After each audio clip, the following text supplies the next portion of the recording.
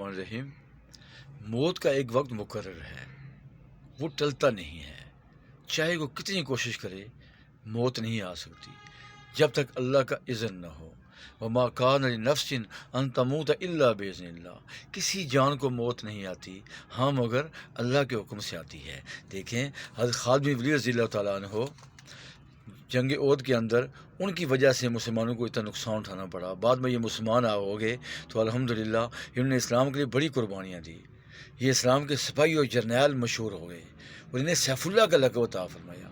پوری عمر شہادت کی تمنا میں جہاد میں مصروف رہے اور ہزاروں کافروں کو تہ طے کیا، ہر خطرے کی وادی کو بے خطر عبور کیا اور ہمیشہ یہی دعا کرتے رہے کہ میری موت عورتوں کی طرح چارپائی پر نہ ہو بلکہ ایک نڈر سپاہی کی طرح میدان جہاد میں ہو، لیکن آخرکار ان کی موت بستر پر ہوئی۔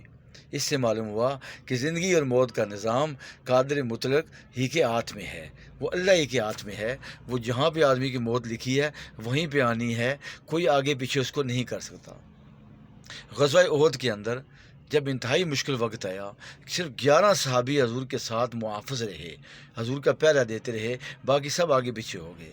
حضرت علی رضی اللہ عنہ کو بھی جب حضرت مصعب رضی اللہ بن عمیر کی شہادت ہوئی، جھنڈا ان کے ہاتھ میں تھا، بعد میں جھنڈا ان کو دیا گیا، وہ بھی آگے میدان جہاد کے اندر تھے، لیکن 11 صحابی جو تھے وہ پیارے آقا اسلام کی حفاظت میں پر معمور تھے۔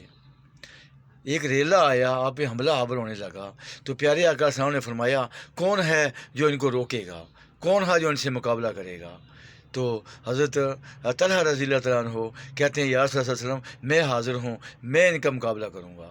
حضور نے انہوں نے جانے دیا، ایک اور صحابی اٹھ کے چلے گئے، ان کو حضور نے بھیج دیا۔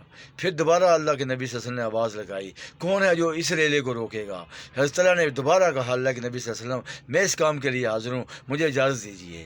پھر آقا علیہ السلام نے اجازت نہ دی، ایک اور صحابی کو اجازت دے دی، وہ میدان جہاد میں چلے گئے، پہلا بھی شہید ہو گیا، یہ دوسرا بھی شہید ہو گیا۔ کرتے کرتے 7 دفعہ اللہ کے نبی صلی اللہ علیہ وسلم نے آواز لگائی، بار بار طلحہ کی آواز آتی تھی اللہ کے نبی مجھے حکم دیجیے، مجھے حکم دیجیے۔ کیا ہوا؟ 7 مرتبہ کسی اور کو اللہ کے نبی نے بھیجا اور جتنے لوگوں کو وہاں پہ بھیجا 7 آدمی باری باری سارے وہاں پہ شہید ہو گئے۔ پتہ یہ چلا کہ ان کا وقت وہاں پہ لکھا ہوا تھا، حضرت طلحہ کا وقت وہاں پہ نہیں لکھا ہوا تھا۔ تو جس کا جہاں وقت لکھا ہوتا ہے اس نے وہیں شہید ہونا ہے۔